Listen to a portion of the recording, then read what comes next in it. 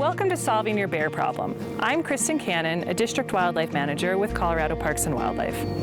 Of course, prevention is best when dealing with wildlife conflict, but sometimes there's a problem, even for those of us with the best of intentions. For example, it may have worked for several years to store your garbage in a shed, but this year a bear breaks in and gets a lot to eat. You might be really diligent about keeping your garage door closed, but accidentally left it open that one night. A bear easily strolled in, and now it knows that's where you keep your birdseed. However it happens, we consider a problem to be any time a bear gets food from people near or in a structure or vehicle, and then associates people with food. It is critical that you address these problems immediately and effectively. Just hoping it won't happen again is definitely not enough. To prevent future issues, you need to simultaneously decrease the reward while increasing the perceived risk for the bear. The easiest way to decrease the reward is to remove the food source. Whatever the bear got a meal out of, move it. If it was garbage in the garage, then move your garbage out of the garage for the next several weeks, if not the rest of the summer. If the bear gets into that bird feeder you thought was out of reach, take it down.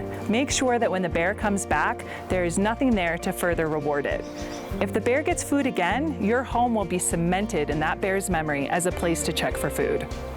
You can increase the risk to the bear, or at least the perceived risk, by making an area seem new, weird, and unpredictable. Some ideas include: haze a bear from a safe location by banging on pots and pans, using an air horn, or blasting a radio. Never approach a bear to haze it.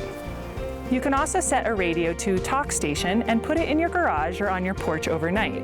Human voices will make bears think twice. Bears are active at night to avoid people, so if they think that people are around, they may take the cue to move on. You can also use ammonia-soaked rags to help mask smells or clean out garbage cans. Ammonia also acts as a deterrent, as bears do not like the smell. Finally, you can build an unwelcome mat or install electric fencing. We have instructions for both on our website. Bears hate being shocked just about as much as we do and will avoid it at all costs, no matter how good those chickens tasted last week. It is an incredibly effective way to increase risk. Bears are constantly evaluating risk versus reward. The more you keep this in mind, the more likely a bear is to realize that your property is not worth exploring. If you experience a problem with a bear, it is important you take action as soon as possible, because that bear will be back to your property, guaranteed. Bears have good memories and are capable navigators, so the bear that got into your shed and ate all the ice cream out of your freezer will be back for more ice cream. It is as though the bear has a mental map of where all the food is located in its territory. If it gets something to eat at your house, it adds your address to its map.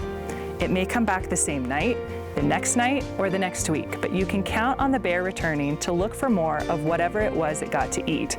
It is up to you to remove your house from the bear's map. It will probably take the bear returning a few times to the smell of ammonia, the sound of a radio, floodlights, and no garbage in sight to convince it, but that is exactly what you'll need to do.